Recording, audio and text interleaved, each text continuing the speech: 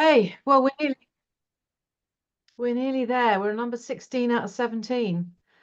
So second to last presentation, and this is, as you can see, on peace, justice, and strong institutions. I quite like the little dove with its olive branch. Rather sweet.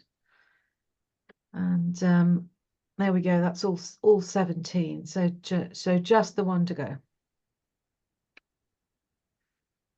So what I thought we'd do a slightly different format this time, but just having a look at what's actually included, looking at what's more child related, where we are now. And I was able to find some strategies for businesses and then strategies specific to early years, courtesy of using AI and adding a bit, which so it'll be interesting to see what you think of that. And then how we can contribute overall to helping with SDG 16. Okay, so I looked at it. It's quite complex because obviously a lot of it is to do with making peace, which is not a lot. I mean, there's obviously huge conflict going on at the moment with Iran and Israel and Lebanon and Ukraine, and there's not a lot we can do about that. But we can work with small children and colleagues to have an environment of making peace on a more personal basis, and partly with the hope of one day our children might be in control, and maybe they'll be a bit more peacemaking than some others are. So this is these were the relevant points. 16.1, reduce all forms of violence. Obviously, we can do that in our nurseries, bearing in mind, 30, 40 years ago, there was a lot of corporal punishment around. So we really have gone a long way in terms of reducing violence towards children. 16.2, also relevant because of ending abuse. Obviously, we've all got all our safeguarding policies and so on. Exploitation, trafficking is not something we would expect to see with our children, but you never know. We might have parents who are subjected to this and might not know how to report it or to get help. We might be somebody that can call for help for them. Maybe that's something we should consider. I don't know if anyone's noticed, if you go into sometimes the service stations on the motorways, they sometimes give you instructions as to what to do if you're subject to being trafficked. So maybe there's something a bit more that we could do for potential parents who come in with small children. They might have a chance to say something. But I did notice that actually in the SDG, they actually specified this: violent discipline at a young age can be particularly harmful. I mean, we kind of know that, but there are still parents in England that are still walloping their kids when they misbehave, and I think it's still legal. It's not legal in Scotland. But they are trying to stop violent discipline against small children. Obviously, sexual violence has been out for a long time, but it still happens. 16.7 was relevant as well because it's been all about being inclusive. And 16.9 I thought was really interesting because we just assume that when a child is born in the UK, we go and register their birth. That's a fairly automatic process. And of course, in the nurseries, we are then asking for evidence of that birth registration. So just that process helps ensure that children do have a legal identity, because actually it would be quite easy to give birth in hospital, go home, and not register your child's birth. There's no police force that comes around and stops parents from doing that, is there? From not doing it, whether they don't know how to do it, or their English is a second language, or they're exhausted or depressed or whatever. But I thought, well, that's an interesting secondary measure to make sure that children in the nurseries are registered. That's a big issue in America at the moment, isn't it? Where people are undocumented, families are being split up, and children may have been born in America but don't have documentation and are being deported. And so that is a big issue in a supposedly civilized country, isn't it? It is. It's supposedly being perhaps the word. But yeah, it has the potential to get worse as well if we get more and more right-wing leaders coming in that are massively anti-immigration and so on. I mean, certainly from a TOPS point of view, I see our role as looking after any child that comes across our doorstep, no matter whether they're registered or not, but obviously we can't get funding for them unless they are registered. So I thought that was an interesting point and one I hadn't considered, the advantage of reading through these SDGs. So where are we now? I mean, children are disproportionately affected by war, and I hadn't realized that 41% of refugees are children. Why on earth is it so high when it's, when it's a small percentage of the actual population? But there's no doubt from looking at the data that it's children are the ones to suffer most when there is any kind of conflict, famine, whatever. These are the ones that are worst treated, unable to play, unfed, and so on. I didn't realize that forced labor across the world has actually increased. Slavery is on the increase, not the decrease. And that again just brought me up short. I thought, my goodness, I thought, slavery was gone in the Victorian times, or at least reduced now to, just a handful of out and out crooks bringing, people in to be sex slaves or whatever. It's not the case. It's actually on the increase, and there are lots of people all around the world being made to work for nothing. On the other hand, if we look at Parliament, we're at a whopping 40% of UK MPs are women. Well, that's a huge improvement over the last 40, 50 years. And nearly 50% of the cabinet are now women. So that I thought was very encouraging. We are, though, we're not actually that high, only 25th globally for women in the House of Commons, in our lower house, and 11th in Europe. So there are obviously countries, Scandinavia, Germany, places like that, where they have more women, and it's at least 50% and sometimes more. So things are turning around in terms of gender, as in male, female, perhaps not in the wider sense. However, most MPs are middle-aged. I thought that was something for us to reflect on. Middle-aged as in 50 to 59 or Gen X. And that is not the case at TOPS. I recently got some data off Charlotte and the People team. And we are predominantly younger than that, than the 50 to 59s. I didn't actually bring the data to this meeting, but actually MPs then therefore maybe don't represent us as well as we could be represented, unless you think that people of that age perhaps have that wisdom and maturity and experience to do the job that maybe some youngers aren't able to do, or have other priorities in their lives, which is fine. There are 13 MPs that are disabled. So I think that's a big improvement. I don't know what the data is for TOPS and shoots in terms of our numbers of disabled people, but I expect them to be very low. And something that I'm sad that that's the case, and that's something we could work on. So that's out of 650. I didn't work the percentage out, but it's pretty low. But at least there are some there. And their relationship of ethnic minorities is actually really close to the country. 13.8% MPs against 14%, and that's pretty good. And I'm off the cuff, but I did have a look at the data from TOPS and shoots. Actually, we're in many places we've got actually more people from ethnic minorities than we have in the local population. I'm not sure about shoots. Kelly doesn't know offhand, but we do have that data, and it is something that the People team watch regularly to make sure that it's roughly reflects the local community, and if it doesn't, that we do something about it to try and attract people that are missing, to make sure that we hear all the voices. But beyond that, unfortunately, Parliament is dominated by middle class professionals. So we've got the lawyers and the bankers and the company directors and so on. So you'd think that there would be quite a kind of orientation towards that in our laws, and perhaps there is. So it's something to be aware of, and something to reflect on. Is that the case in TOPS or shoots? Are we mostly middle class leadership, for example? And we might be. I'm not sure we even ask. Should we ask? I'm not sure. So that's one to throw out there to think about.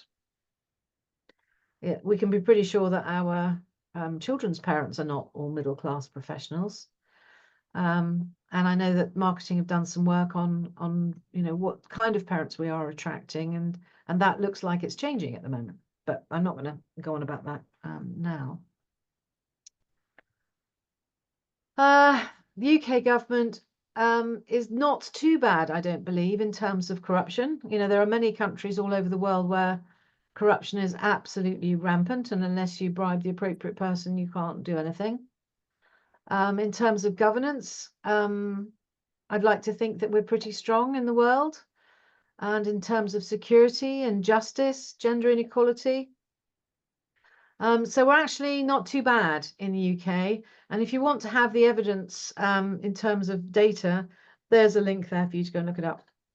I don't think it's a major issue for us here to be concerned over. But I did look at UNICEF's asks of us, and I thought that was more useful.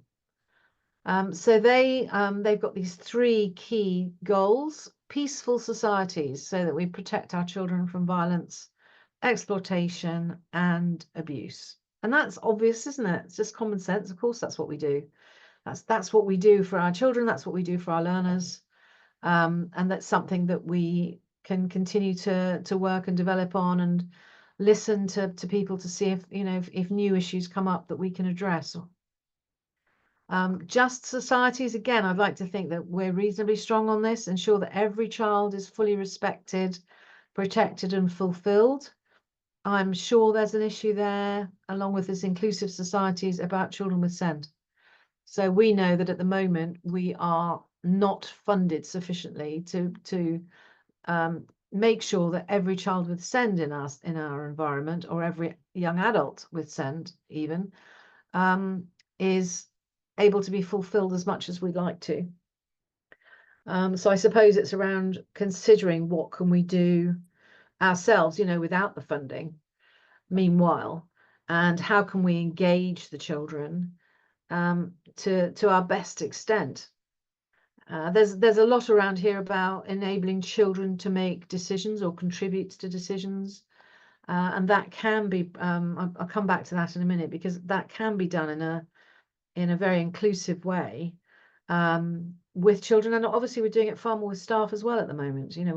We've got the colleague council, we've got Resonate. There are far more opportunities now than there were even 5 years ago for people to contribute to make sure that we're as inclusive and as just as we possibly can be. I mean, there are bound to be things that are unfair, but 30 years ago I'd have said, well, yeah, life is unfair, tough, just get on with it. Whereas now we say, well, why do you think it's unfair? What can we do to put it right or correct you? Because sometimes people think things are unfair when it is actually their perception, rather than ours. I mean, the classic one is, people being asked to do all the rubbish jobs, when actually it can depend on what time they come into work as to what jobs they get. It's not you're not being unfair to people. It's just a timing issue, or maybe a skills issue. So there is more that you can refer to if you would like to on that. I'm not going to now. I am going to go into some things in a little bit more detail for us as company owners. And now that all of us on the call are owners of the company, I thought it was worth looking at it from a business point of view, because we can.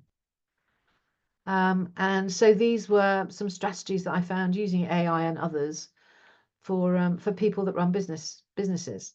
And one of their key themes was promoting transparency and accountability. And again, I think through the EOT, we are getting stronger and stronger at this.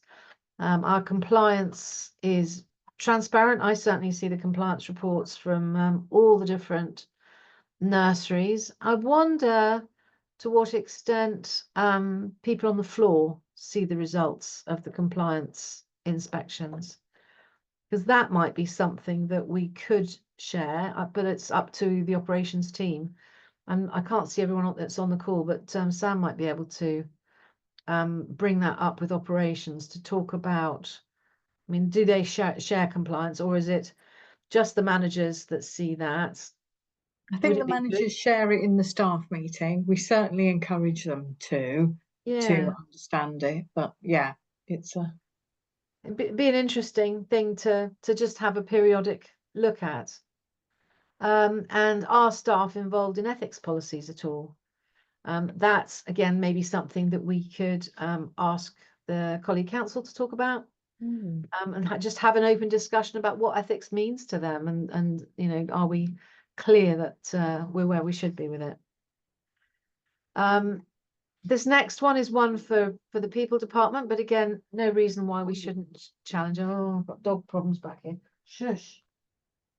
Clear internal processes for grievances, whistleblowing, fair practice. Again, I'd like to think that we are where we should be. Oh, Charlotte's on the call. Yeah. No, I'm here. So we probably are, aren't we? But yeah.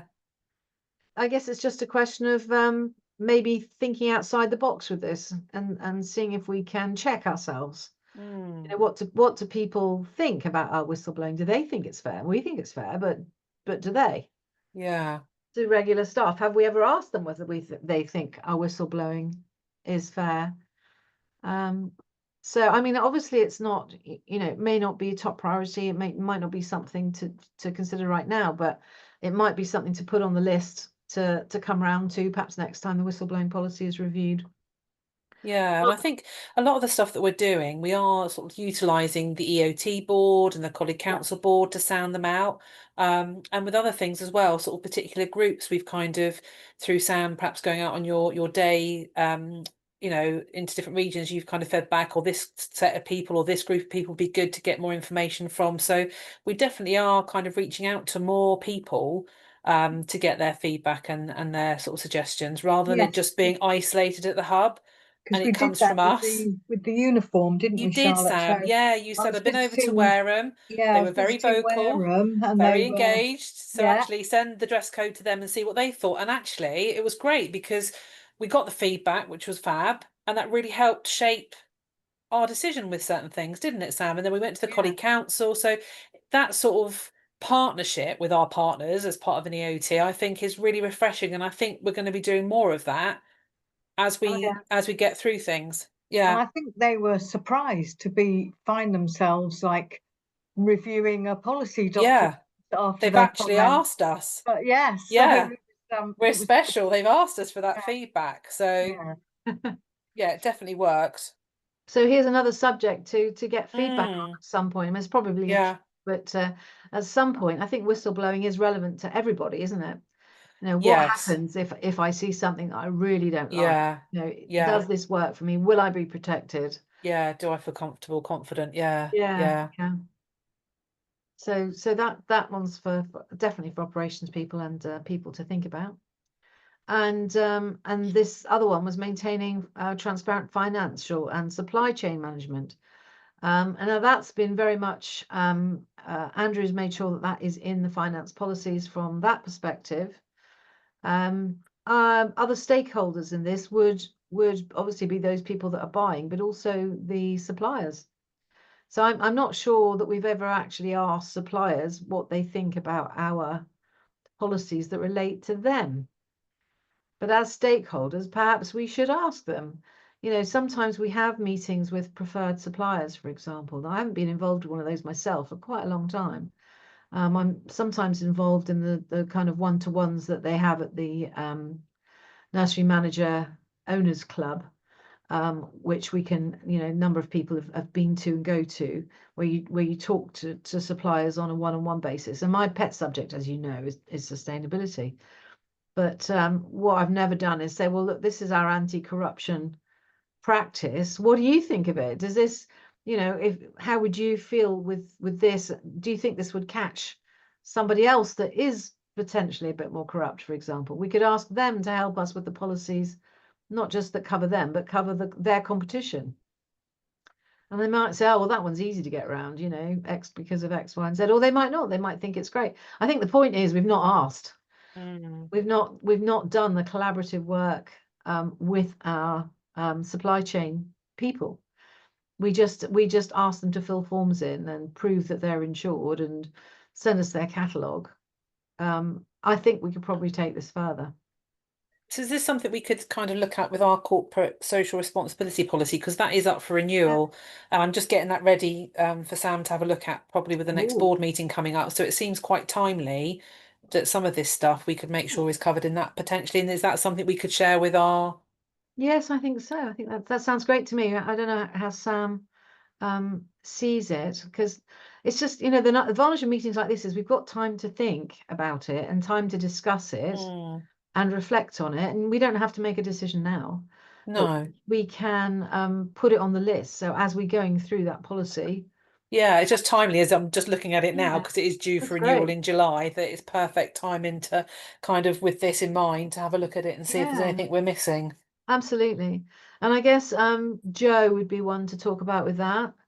But Yeah. also the ops team, but also Sandy, because there might be something in the new B Corp standards Yeah, that Micah, from a refer to legal this. perspective, I there's think lots of... you might have just read my mind there, Cheryl, because I was thinking maybe we need to look at the new because they do speak about modern slavery quite a lot in the new B Corp standards. So Yeah. and incorporating that into our policies. Yeah. And I personally didn't see that a lot in our policies, but I could be looking in the wrong place. But I certainly think it needs to be, there should be some element of it in that new CSER policy. Good. Okay. So let's make a Yeah, note. I'll make a note of that. Yeah, I've written that down. Thank you. Thank you. I think Micah had some thoughts about that as well. Yeah. It'd be worth Yeah. asking him. I So have changed a few paragraphs in it already because it just needs to be updated. But yeah, right. thanks, Good. Andy. That's good. Good tip. Super. Thank you. And more in the same vein, make sure that what we're doing doesn't infringe on human rights, labor rights, or environmental standards. Again, we're pretty sure that we're doing the right thing. But I guess it is just reviewing policies with that in mind. Like environmental standards, we've been really careful with our laundry, chemicals and but I don't know about the dishwashers.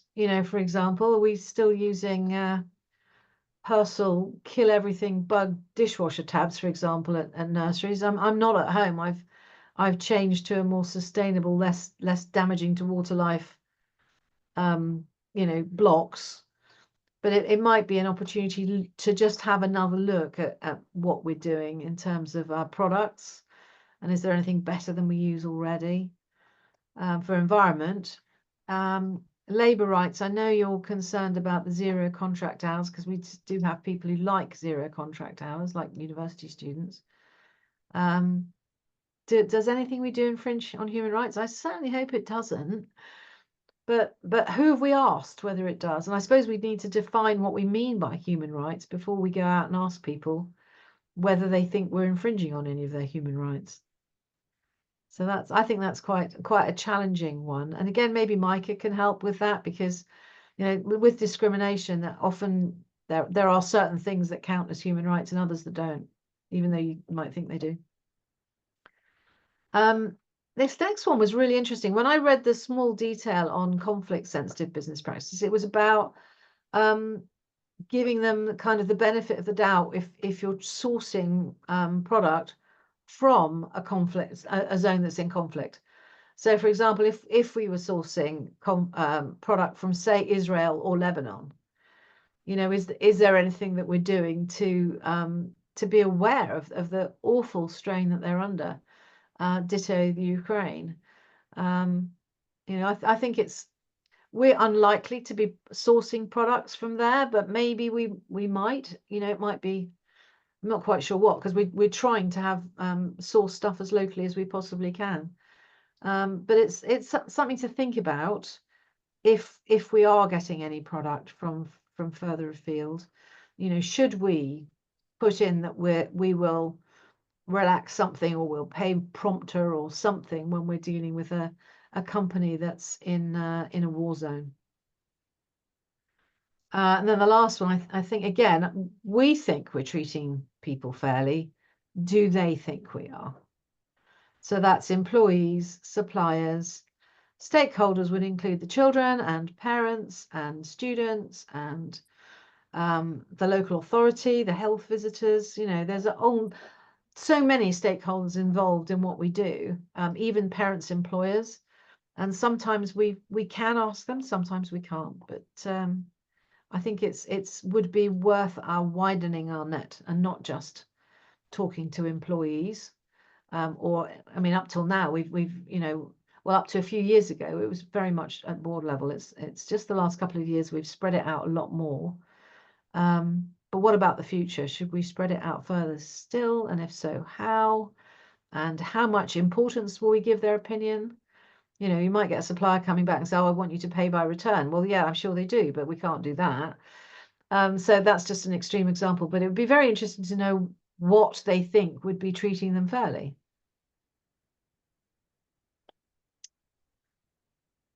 And this was the third one. There were only three. Supporting strong institutions. So I think that is about working with our local authorities and government departments and other businesses, and maybe the local chamber of commerce, politicians, to raise our concerns and actually do something about it. Because sometimes, well, actually, I can give a really good example. Recently, we the local authority in Bournemouth, Christchurch, and Poole put out a thing about charging all people to pay for their own parking on their drive, just outside their house, to give them the money to find people that parked on roundabouts, visitors. And we sent out that questionnaire and shared it with everybody in those areas to encourage people to feedback what you thought about it. And surprise, surprise, there's currently on a U-turn, because they're thinking, well, actually, that's not very fair. Why should all the residents here pay, £200 a year in order to stop tourists from parking on the roundabouts, or people who are antisocial? But that's not to say that there shouldn't be some solution. But apparently the most that the local authority can fine people for parking dangerously is 35 quid, because it's capped by government. So it's a question of whether we want to do something about that or not. Write to MPs and government and so on and say, this should be increased, where people are parking in a really dangerous way. Because if your parking charge is 25 quid anyway, then why not just go park wherever you like, block somebody in, and pay the 35 quid fine in due course? And if you're wealthy, then you probably won't care. Or if you're untrackable, you won't care either. So I guess it's saying about we should get involved if we've got the if we can take a public stance, say something, complain, raise issues, work together.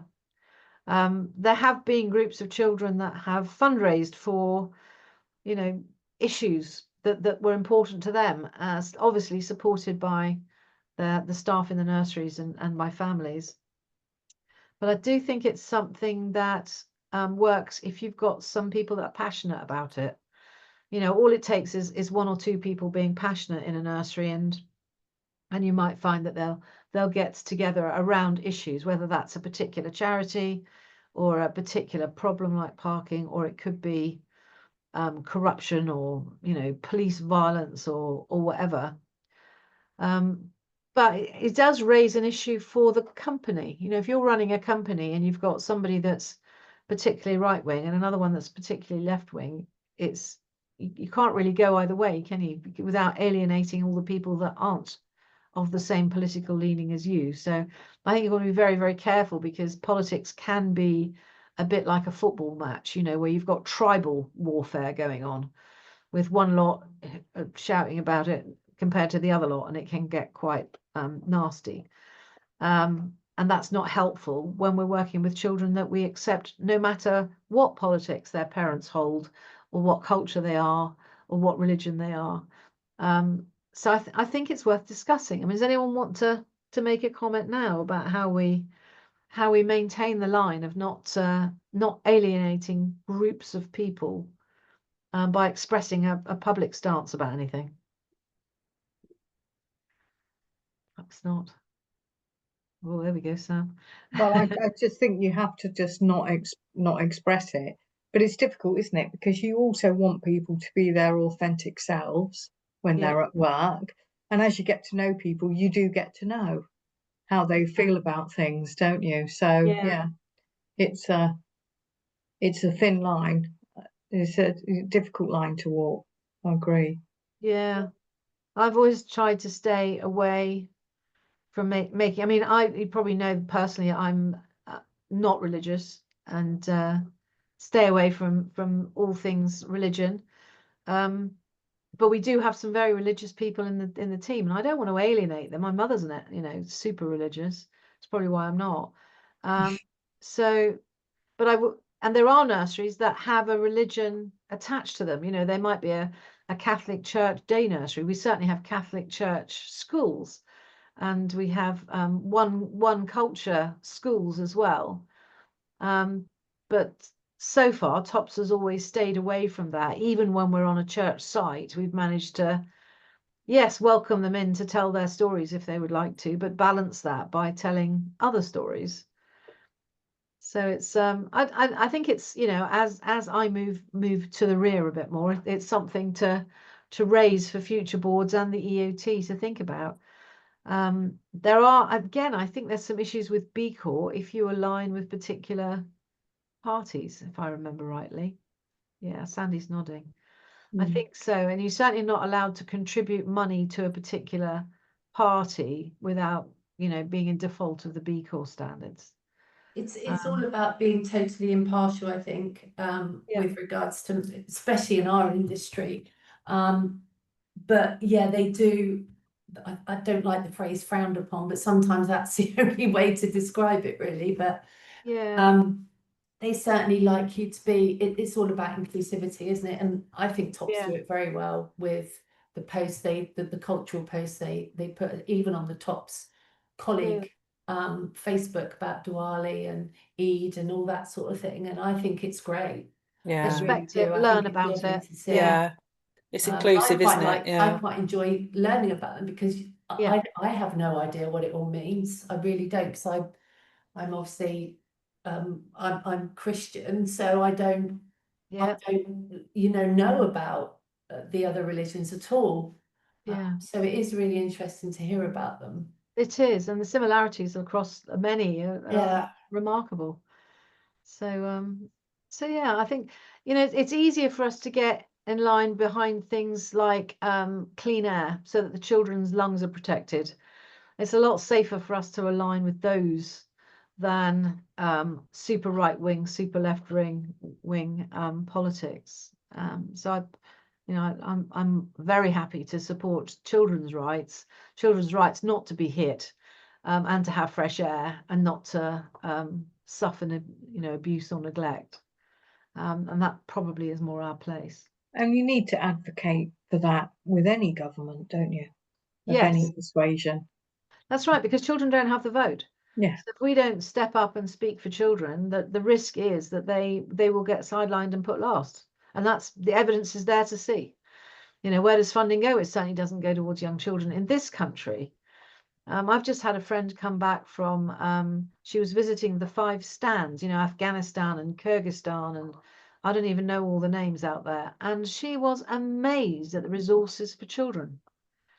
Many, many play parks, beautifully kept, thousands of people employed to look after the environment for children. And we like to think that we are quite superior in England. We are not. These stands were all miles ahead of us in their care for their children, as is Scandinavia and many other places. And I just sometimes that's the huge value of traveling, isn't it? That you actually, you realize a bit more where you are in the world, and we're not top of the pyramid, and we need to accept that we've got work to do. And there is actually a 4th one. Sorry, I forgot there was 4. And this is about investing in community development and peace building. Now, we're doing our best. We generate a lot of employment and economic opportunities. We make an effort even to promote immigration of people from other countries, with helping with visas and so on. And we do some philanthropy, as in supporting charities. We have engaged in public-private partnerships. We did that, for example, at the Musgrove Park Hospital, where it was a 3-way public-private partnership that created that nursery. We have lots of collaborations with colleges, hospitals, universities that are, working well, and we can carry on with them. But I guess the difference here is it's directing us to think about peace and justice, and trying. I mean, I saw some Facebook messaging today, and it was vicious, and I just thought, gosh, that's a group I don't want to be part of. Can they not be nice to each other? And it's such a shame. But I think we're also in that position that if people are pleasant and polite and positive and inclusive, then we can engage. And if they're not, then we need to think about pulling away. So if we come across a supplier clearly doesn't care about potentially slavery or the environment or whatever, let's not deal with them. Not until they change their ways. So yeah, so this it's relevant, but it's kind of on the borders of our main job.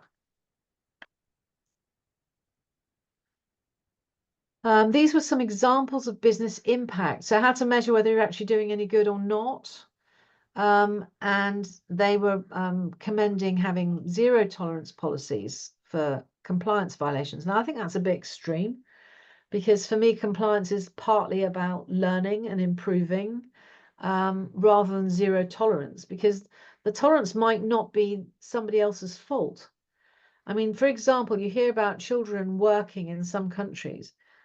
And we in the UK might damn those families for having their 9-year-olds working, but actually it's a family activity, and they might be weaving or something together in the family home, and if they don't do that, they don't eat. So who are we to say that they can't engage the whole family to support the future? I think it's it can be quite. I don't like it when there's a zero. We're not even going to consider what your needs are. I think that's pretty selfish. But obviously we shouldn't be allowing it in people that have no excuse. It's working out what the difference is. I think we can work with having small producers locally. A bit more difficult when we're not right, because we're an island. We don't have direct contact really with conflict affected regions right now, but we might do. And just a bit there about community engagement again.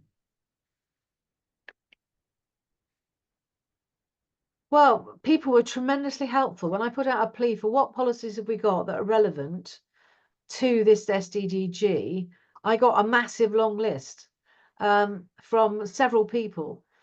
So, for example, Kelly and Shoots brought forward the Code of Conduct that encourages ethical behaviour. So when that gets reviewed, perhaps have a little read of SDG 16 again, and just reflect on that with the team. Safeguarding and particularly prevent, it's all about radicalisation, extremism, promoting us working together. Even the health and safety policy relates to SDG 17. And then furthermore, anything to do with feedback, complaints and appeals. The learner behaviour policy, I love the little comments that Kelly put in for this about it creating a peaceful, respectful learning environment. And the equal opportunities policy talks about ensuring fair treatment, non-discrimination and respect for human rights. So we do have policies in place. I think all we really need to do is just take it that little step further and bounce it off more of our stakeholders for their feedback and engagement. The e-safety policy, I actually copy and pasted this entirely because I thought there was so much here that was useful. I'm not going to read it, but I put it in front of you to consider with thanks from Kelly, because it's pretty specific, and I think this is going to be more and more relevant as we use AI and AI related technology for our jobs. So there's quite a lot there. And I love this last bit: educates users on a safe, ethical and lawful internet use while protecting freedom of expression in a safe environment. That kind of encapsulates a lot of what we've been talking about. So yes, we are well on the way with this. And then Tops was similarly obliging and sent me a massive, great big long list. And again, I'm not going to pull them all up, but many of those came with links, so that when we talk about these, we can refer to SDG 17. It did occur to me, I was wondering whether we should actually put what SDGs are relevant to our policies as we go through. I don't know if Shoots have already done that. Yeah, I've just started doing that, Cheryl. That's one of my my to do. Yeah, so because I was doing the SDG 16, I did that first, but yeah, it's a huge task. So it is, and I don't think we should, beat ourselves over the head with it at all. But it's something we could do over the next few years. Each time we review a policy, refer to the SDG. Yeah. Do you just pop it in the policy somewhere, Kelly? Sorry, I'm just after tips now. How did you do it? I've just started putting it into the footer, so it's on every page. You can see which SDG it relates to. Connects to or links but I don't to. know if I'm going to have to adapt that, because if there's going to be a long list of them. But where Cheryl showed those comments, I've added those in, so it just gives you a little bit of commentary, to a bit of background against the SDG. So it's not just a number. There's a bit of context to it. Yeah, that's nice. It's a bit like where we reflect the legislation, isn't it? We reflect which legislation we've referred to. We could refer to an SDG too, if we want to. SDGs are supposed to be all complete by 2030? They won't be, because some things are going backwards. But it'd be interesting to see if we're going to carry on with an adapted SDGs rate, or whether they're going to do something altogether new. I don't know, because SDGs weren't the original thing. There was something else before SDGs. Can't remember what they're called now, but so they may not keep them. But while they are, I think they're really valuable. It really helps you reflect on, on what we're doing. Just helps you embed them as well, because it's very easy and simplified to embed them. But if we start doing it now, then it will support Ofsted, because eventually I've got a feeling Ofsted are going to bring some form of sustainability into inspections. They shouldn't they? I mean, they've been told they must. Yeah. And we've been told that all educational establishments must have climate change and sustainability action plans by September. But they've really been very unspecific about what they will accept for that. They're indicating we have to use their website, a bit like in the past where you've had action plans. They kind of, what was it, the SARs, and there were different initials for various things in the past, and they've wanted us to do that. But they're not saying that. They're saying that actually, our own whatever works for us is okay. But at the moment, they are only saying that the people who've got them are the people that are on the Department for Education's action plan list. And you can go on there, spend 2 minutes per setting or company, and just put an action plan on it, then you're done. It's kind of a tick box exercise. When we've been doing this for over 15 years, we're a lot further along the way than someone who's just starting on sustainability now. Who has not got anything included. We have a lot. It's evidencing it and being proud of it that's going to be the challenge. But yeah, so all these were obviously relevant to this SDG. And of course, the British fundamental values, which we have a poster of in, I would say, all the nurseries. Well, part of that is fairness and voting. It's that democracy line.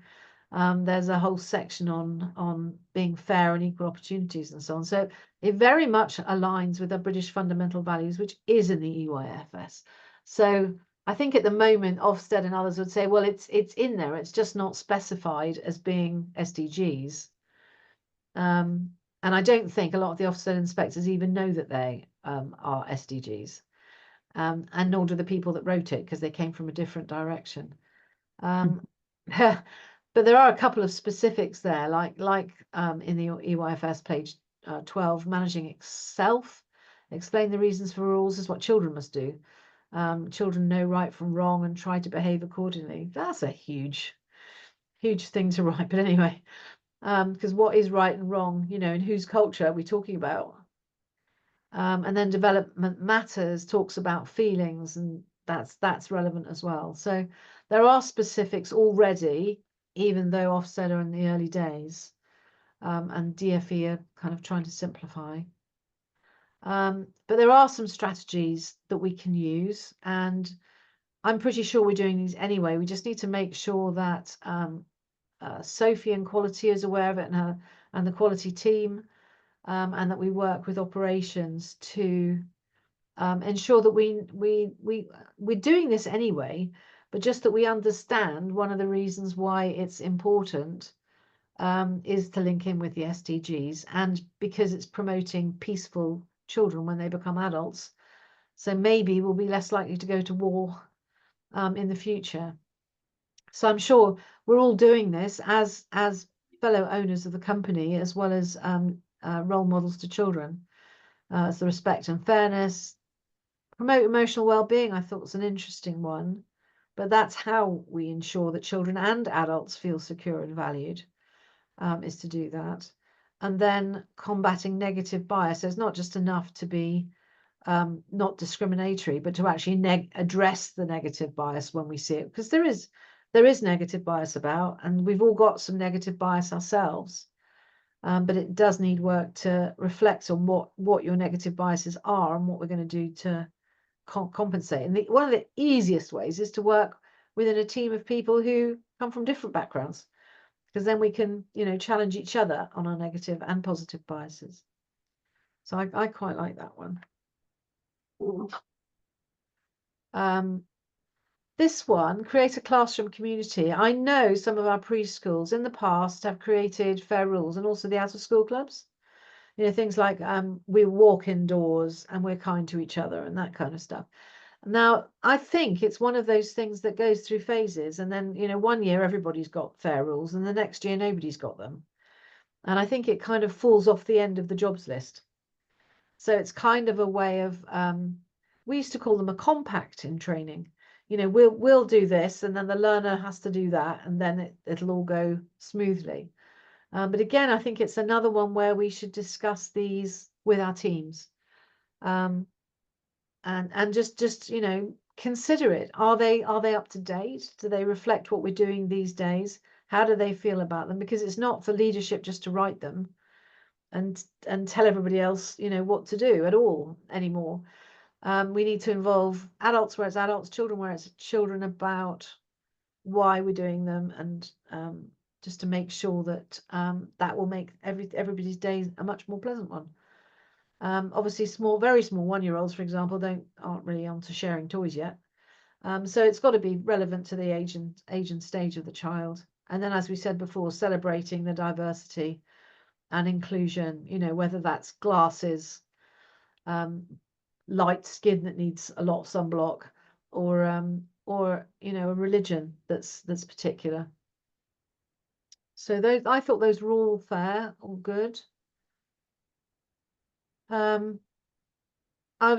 pointed out quite a while ago that when we're trying to get children to express their opinions, it's not something that they'll necessarily verbalize, but sometimes we can do it through photos, pictures, drawings, and we can. I mean, I heard of an academic study where they were asking children their opinions about stuff, and they just had the children take photos of their favorite activities or their favorite thing about being in day nursery, and a load of the children took photos of their friends.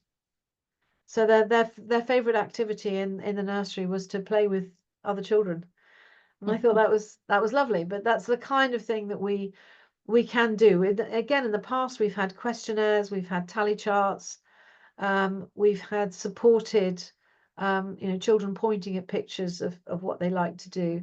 I think that's something that we could do more of. If again, that might be one of the things that promote us as exemplar organizations, is the extent to which we engage with all the share people, all the stakeholders.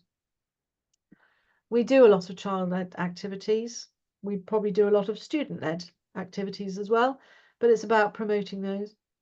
I like the promoting collective problem solving. We've got a problem, what we're going to do, because getting many voices is so much better way of resolving issues. And And the link to citizenship is something that we see in our education for sustainable citizenship. It's very much linked, isn't it? It's not just sustainability, it's sustainable citizenship. Helping children to see that they are part of our community and that they can make changes happen if they really get on board and want to. And we've seen that happen as various exemplars through the OMEP awards. So that again is something that we can work on.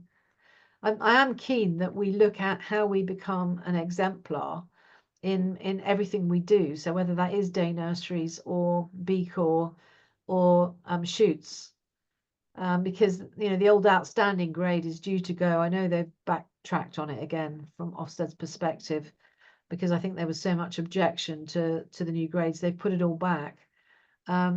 But whether they do it or not, I think it's wonderful to be able to be exemplars and role models, that other people can say, oh yeah, that works really well. That will make us feel better about what we're doing every day. Why don't we do it as well? So again, let's do good stuff and then shout about it.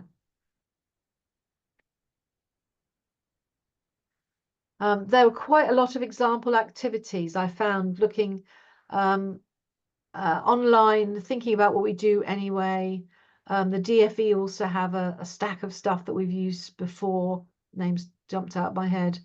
But these are some of the things that it's just a list that you might find useful. And again, I'm really keen that Sophie and the quality people look at this. Are our teachers, our tutors, using the moments to not only practice empathy and active listening and respectful communication, but so role model that with the people that they come into contact with. A couple of new ones to me. I'd never heard of a peace circle time or a peace corner where you explore the concept of peace. There are a load of children's books, which I'll come back to in a minute, which can help that along. It's a subject that you could perhaps bring up in reviews with learners. You could do it for level ones. And I know in the past we've had various things to hold while you're talking, but they were suggesting a talking stick. And when you're holding it, you can discuss your feelings, particularly about conflict and how you solve a conflict problem. We're used to role play scenarios, persona dolls, puppets, to act out. One puppet's cross with another puppet. What are we going to do? And get the children to talk about it. We could do the same thing with students, same thing with adults. Classroom agreements we already talked about. But also, inviting the local coppers along. We've done that many times. We usually get the firemen brigade in more often than the police, but the police are supposed to be the peacekeepers. I know in some countries, and sometimes ours are accused of not being peacemakers, but that is part of their role.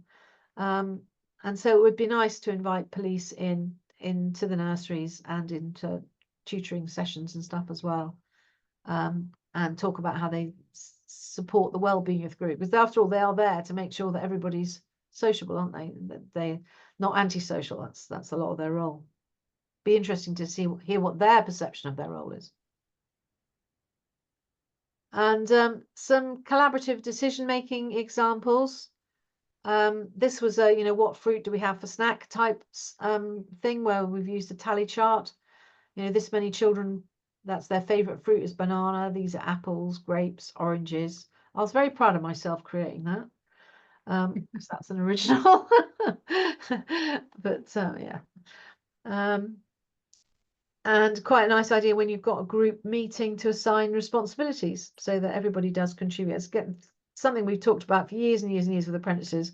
Where apprentices cannot be in control of the curriculum, perhaps they can certainly be in charge of the pencil sharpening. But people that have a clear responsibility tend to thrive so much more effectively. What else? And are we engaging with our families with these teaching as well? Because again, there's loads of evidence to show that those children and teenagers whose parents are engaged with what they're doing do far better. And here's a selection of the books that I found that support peace. and can easily be used as a, you know, a story to read with the children, or for an apprentice to read with the children, and to then have a discussion about afterwards. I mean, my favourite one was Peace at Last. I don't know if you remember. It's about a mummy elephant, and she's got a whole family of elephants that are very demanding on her time and noise and so on. But it explains what the word peace means. You know, yes, it's not peace warfare, but it's that feeling of peace and calm. And you could say that, you know, doing yoga and meditation and those kinds of things are also things that we can be sharing with the children to encourage that love of peace, rather than a love of conflict and battling and you know, these fighting and killing games that they're playing on computers so soon.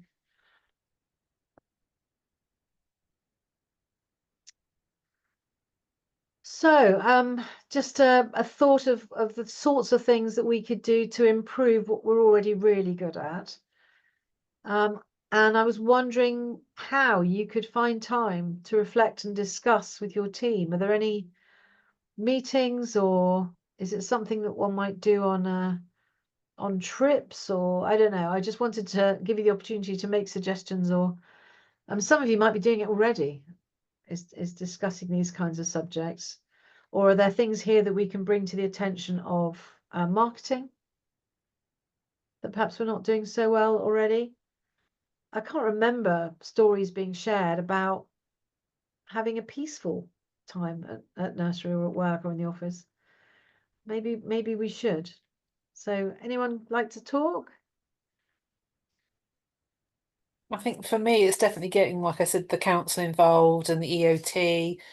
We could even incorporate some of it into the listening sessions that the people advisors do, possibly when they go out to nurseries, to add it to their agenda of conversation as they're Lovely. going around asking people. Yeah. We've got the Resonate survey. I think that's going to be in the autumn, so we could have a look at adding some questions to that possibly. You know, just kind of get people's views and opinions through that way. But yeah, those are the initial sort of thoughts, and then just yeah, reviewing those policies, like I said, Cheryl, really, with those Lovely. relevant people. Yeah, lovely. I think if we constantly do that, it will just come evolving in everything we do, not necessarily just for this one, but anything else, won't it? So yeah. And Thank hopefully we'll discover that there's actually lots of great work going on, Yeah. but they're just not linking it to the SDG 16. So, and being able to draw those links might be really good for the Yeah. marketing team for sure. Yeah. I think that's the same with all of the SDGs, to be fair, Sam. They don't link the two together, and that's what Even we're though there's, trying to do. lots of It's good really, work it is going hard. on. Yeah, it's really hard work, because it's you've got to drip feed it into them every single month, like we're trying to do as part of the train team meeting. But it's really hard to get them all on board. Sometimes I feel like I'm on my own, you know, with sustainability, because they've got so many targets and things that they've got to meet in their everyday jobs. They don't see this as a mandatory or a compliant type job. Yeah, I get that. And it's really hard to change that mindset. So you need like a team of people behind you to keep drumming it in, and you need the marketing team to keep putting stuff out each month, and you know, everybody talking about it in different meetings. But it's really hard to do, really hard. I struggle with it. Yeah, part of the ethos, isn't it? So it does need a lot of work to embed it in the ethos. Yeah, but it's making them understand that what they do in their day-to-day roles does connect. It does join up to an SDG, and they are doing it every day. They just don't realise. Yeah, and we had this at the colleague council, didn't we, last week, Sam, where I think we did me and Diane kind of did a presentation on behalf of Sandy, because she was on a holiday. How awful. Sandy. Missed it, Sandy. So we did the best of your presentation, and there was a slide that Sandy did to give a sustainability update to the council, and there was a particular slide about nappies.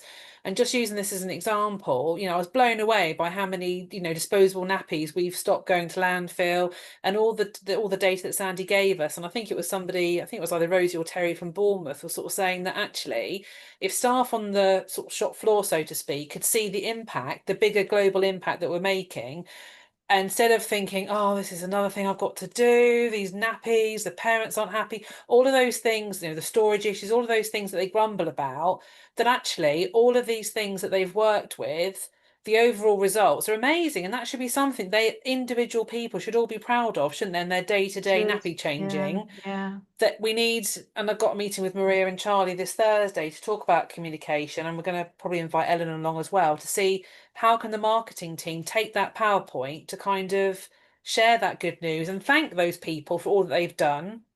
That's collectively made that massive big difference, but also connecting it to the fact that we're employee owned and all of that kind of stuff. So there's lots of things we can do, but it feels like a bit of a long journey to get to where we need to get. So we're just kind of exploring what we can do. Exactly like you said, Kelly, it's trying to make that connection and that link, isn't it, with those people? Yeah. They understand the purpose of it all, and it's not just because we're telling them to do something and to make their day even harder. It could be something as simple as make a reference to it when you announce the Resonate survey results. This links to X, Y, and Z. And planting the seed. So it's I think that's the only way that we're going to get the message across, is just to keep drip feeding it into them. Yeah. It's a bit like our charters, isn't it? Our charter and our behaviour. It's constantly just referencing it and going on about it all the time to hopefully it will stick and start to then connect. Yeah. That would be great. It would. Yeah. And I came across a term, relatively new term to me, called green hushing recently, which is where people don't shout about what they're doing. And it's just so easy. Most people just don't seem to shout, especially us Brits. We just hide our light under a bushel. But actually, I think this is the easiest route for us to be exemplars, is to shout about sustainability, because we're so well along, everybody else is in catch up. Yeah. So and of course, the more people that do follow our example and work on this, the more likely children all over the country and other countries will be in sustainable nurseries, and that's going to bode so much better for their future. So it's very exciting on a national perspective, but I can totally see that it's a drag when you can't work out where to store your nappies. Okay. At least, hopefully with earlier potty training, there'll be less nappies to store. Yeah, and it was literally 6 months, wasn't it, Sandy, that you said the 6 months difference that's made from, was it October to this part of the year was just amazing. October compared to the situation. Yeah. And the huge. Short space of time, how much of an impact those people have made. Huge. It is really, really big, and that's not the full picture, because I think when we come to do it like you said, another 6 months, we'll see I think we'll see an even bigger impact. And that's so exciting. And at that point, we go for the King's Award. Yeah, oh, definitely. That I will be making lots and lots of noise about that. That's for sure. Excellent, because it's not something one can do alone, is it? We can't do it just from data. It's got to be everybody in the company that looks after small children, and those that train people to look after small children have got to be engaged in that to make it work. And then they've got to engage with the parents as well, because you can't do it alone. You need the parents to be following suit, and the grandparents, and everyone else. So it's a big old cultural change that we're leading here. That was very exciting. So I'm delighted to hear stuff has got as far as the EOT Council, and I hope 16 will get onto their agenda as well. I briefly wanted us to consider how we can help children in the Global South, because as our Silver Awards are something we can do. So these questions were really, again, to share with Sophie, and then with the quality teams and the individual nursery managers, that when they've got a partner nursery, we could ask them about peace in their land, because a lot of countries in the Global South have been subject to civil wars and climate change causing famine and all kinds of things like that. So it would be very useful to listen to them and then maybe advocate for them. And just finally, whatever resonates with you, whatever actions resonate with you, whatever activities that you want to do, either with colleagues or children, any of those will be good for your mental health. Because dwelling on the on the negative side, the opposite of peace, which is war, is a very worrying, anxious time for many people. Anyone who's watching the news at the moment, you know, may well be very anxious. So rather than dwelling too much on the news that we can't do a huge amount about, we can divert ourselves and others to doing something. Do something about this, and that will be great for your mental health. And that was it. Anyone got any questions or comments? And we're done. Thank you very much indeed. And we will do the very last one in 2 months' time, and then we'll have to decide what we're going to do after that. That could be another little step in me